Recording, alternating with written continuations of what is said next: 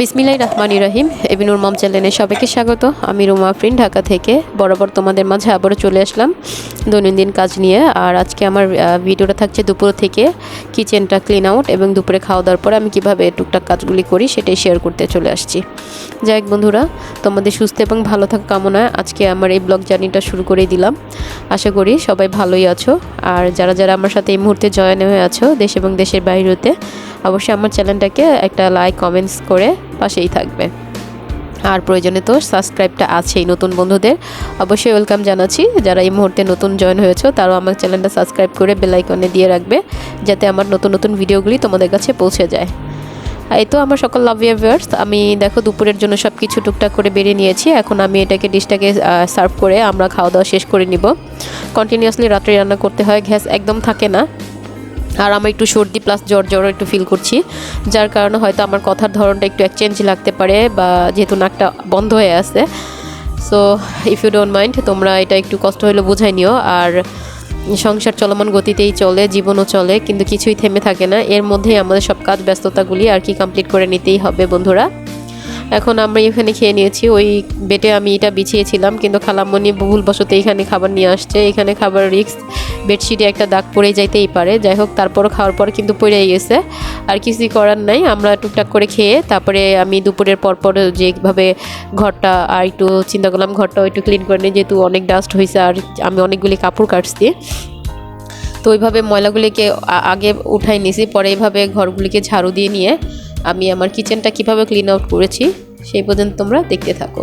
আর আমার ইম্পর্টেন্ট যে কথাটা ছিল আজকে, সেটা এই মুহূর্তে শেয়ার করতে চলে আসছি। এই তো বন্ধুরা, যে ভিউ বা ডাউনটা চ্যালেঞ্জ যেভাবে ডাউন হয়, সেটা হচ্ছে সেই গল্পটার মূল হচ্ছে কিন্তু আমি একটা চ্যালেঞ্জ যেটা আমি এখন চালাচ্ছি বা রানিং হচ্ছে, আমার যে ভিউ ছিল প্লাস আমার লাভ ইয়ার ভিউসরা ছিল, যে এত রিচ বা এতই হতো, কিন্তু এখন আমার চ্যানেল কিন্তু ভিউ হচ্ছে না, প্লাস হচ্ছে কেউ দেখছে না। কারণ ওই যে ক্যাটাগরি, আর ক্যাটাগরিটা মেন এটা টপিকস, এটা কিন্তু মাথায় রাখতে হবে। আবার টাইমিংটাও মনে রাখতে হবে, প্লাস হচ্ছে কয়দিন পরপর ভিডিও আপলোড দিচ্ছি সেটাও ঠিক রাখতে হবে, এবং আমি কোন ধরনের ভিডিও আপলোড করতেছি আর আমার সেটাও দিকে খেয়াল রাখতে হবে।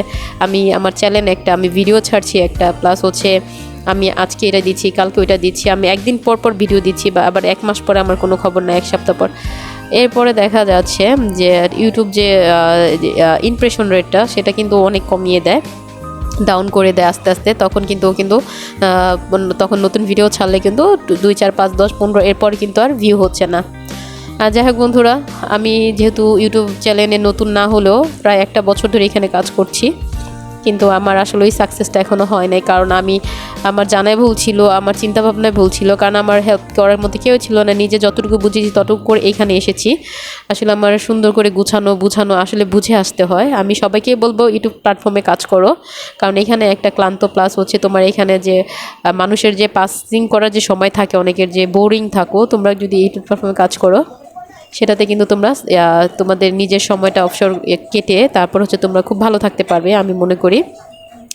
কারণ এখানকার কাজের স্পিরিট, তারপর অনেক কিছু শেখার আছে, বোঝার আছে। আমি মনে করি প্রত্যেকটা মানুষেরই একটা না একটা আত্মনির্ভরশীল হওয়ার একটা ওয়ে, আর প্লাস হচ্ছে সব সময় ভালো থাকার একটা যদি চিন্তা করো, তাহলে মনে করি ইউটিউবে কাজ করা।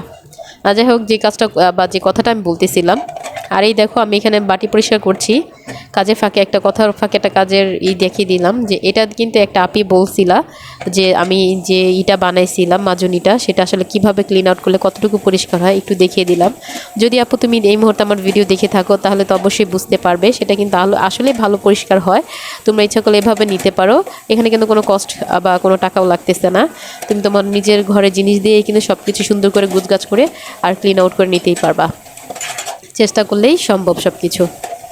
আর এই তো বন্ধুরা, যেহেতু বলতেছিলাম, তো আমার চ্যানেলে ফার্স্টে যেহেতু আমি অনেক ধরনের ভিডিও, আমার এখানে কুকিং ছিল, রান্নাবান্না ছিল, প্লাস হচ্ছে তোমার ইলেকট্রিক প্রোডাক্ট রিভিউ, আমি ইন অ্যাভারেজে ভিডিও দিয়েছি। তারপরে ব্লগের মতো করে সাজিয়ে, আসলে আমি এই নিচটা ঠিক করতে পারি নাই, প্লাস হচ্ছে তোমার চ্যানেল ইজ পাপিং কমেন্টস। আবার আরেকটা হচ্ছে সবাইকে ইনভাইট করছি আমার চ্যানেলে আসো, দেখো, সাবস্ক্রাইব করো।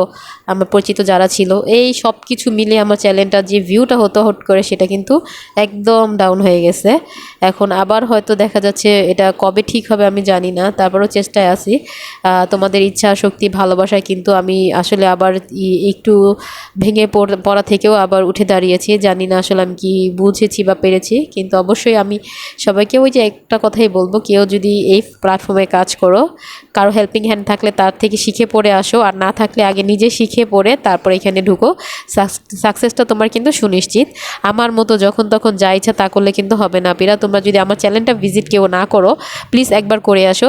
শেখার ক্ষেত্রে, বোঝার ক্ষেত্রে, জানার ক্ষেত্রে চ্যানেলটা অবশ্যই ভিজিট করা উচিত। আর যে ভিডিওগুলি তোমরা দেখবা বা দু একটা যদি দেখার ইচ্ছা হয় বা দেখতে পারো যে আমি কী কী ভুলগুলি করেছিলাম আর কি ভুলের কারণে আমি এখন পর্যন্ত এই সাজাগুলি পেয়ে যাচ্ছি, আর কেন আমার চ্যানেল এত রিচ থাকা সত্ত্বেও মোটামুটি রিচ ডাউন হয়ে গেছে। যাই হোক, আমি এরকম বলবো না, কারণ আমি আমার সব কিছু মানে এখন যতটুকু শিখেছি, এই শিক্ষাটা যদি আমি আগে পাইতাম হয়তো বা আমি এখন মোটামুটি একটা পর্যায়ে আসতে পারতাম। কিন্তু যেহেতু আমি শুরুতে এই যে না ঘোড়ায় গণ্ডগোল ছিল, ঘোড়ায় গণ্ডগোল থাকলে যাই হয় আর কি, আর এই অবস্থা হয়েছে। আর এই তো, যেহেতু এইখানে কেউ কাউকে সাহায্য করে না, সবাই সবাইকে সাপোর্ট করে, এতটুকুই কথা বলা, ভালোবাসা, আর কোনো সাপোর্টিং এই নাই। কে এগিয়ে গেল কে পিছিয়ে গেল এটা কিন্তু কেউই দেখতেছি না আমরা। আর আমরা কি করে জানো, বড় বড় চ্যালেঞ্জে নক করি, মেসেজ করি, অথচ তারা দেখতেছে, ইচ্ছে হলে দেখে না, কারণ তারা একটা পর্যায়ে আনলিমিটেড পর্যায়ে চলে গেছে। কিন্তু এইটা যদি আমরা করবো ঠিক আছে, কিন্তু তারপরও যদি যে আমরা ছোট ছোট ইউটিউবাররা আছি সবাই সবাইকে সাপোর্ট করে, কাজের উৎসাহ দিয়ে তাদেরকে আগাই, সবাই ইন্সপায়ার করি, তাহলে কিন্তু আমরা আরও বেশি এগিয়ে যেতে পারি। কিন্তু আমরা কিন্তু এই কাজটা করি না। এই কাজটা যদি করতাম হয়তোবা সবাই তার সাকসেস জোড়া একটু তাড়াতাড়ি এগিয়ে যেতে পারতো। আমি সবাইকে হাত জোর বা করজোর করে বলছি, প্লিজ আমার চ্যানেলটা একবার ভিজিট করে অন্তত শিক্ষা পাওয়ার জন্য একবার হলেও ঘুরে আসো। দেখো আমি কি কি ভুল করেছি আর কি কি ভুলের কারণে আজ আমি সাজা পাচ্ছি। আর এই তো লাভ ইয়ার ভিউয়ার্স, এই পর্যন্ত যারা যারা আমার পাশে আছো বা জয়েন হয়ে আছো, আমার কথাগুলি শুনছো, গুরুত্বপূর্ণ কথা কিন্তু আজ বলেই ফেলেছি। আর তাহলে তোমরা এভাবেই কাজ করো, এভাবে এগিয়ে যাও। আমি দোয়া করি তোমরা সবাই তোমার সাকসেসের মেন চূড়ায় পৌঁছে যাও। আর এই তো দেখো, যেহেতু দুপুরের কাছে পাশাপাশি একটা গেস্ট আসছিল হুটহাট করে, তাই তাকে আর তেমন কিছু না দিয়ে এটা দিয়েই তার বিকেলের নাস্তাটা সেরে নিলাম। আর এই তো বন্ধুরা, আমি আমার কাজ শেষ পর্যায়ে চলে এসেছি। ভিডিওটা যদি কারো মন একটুও ছুঁয়ে যায় তাহলে অবশ্যই একটা কমেন্টস আর লাইক করতে তো ভুলবেই না। আমার চ্যানেলে কিন্তু লাইক কেউই করে না, হুটহাট আইসা হাই হ্যালো বলেই চলে যায়। জানি এখন আমি কারো মন জোগাড় করতে পারি নাই বা মনে একটু জায়গা করে নিতে পারি নাই, কিন্তু ইনশাল্লাহ আমি চেষ্টা ছাড়বো না। একদিন না একদিন তোমাদের সকলের মন জয় করে পাশেই থাকবো। আলহামদুলিল্লাহ, আল্লাহ হাফেজ।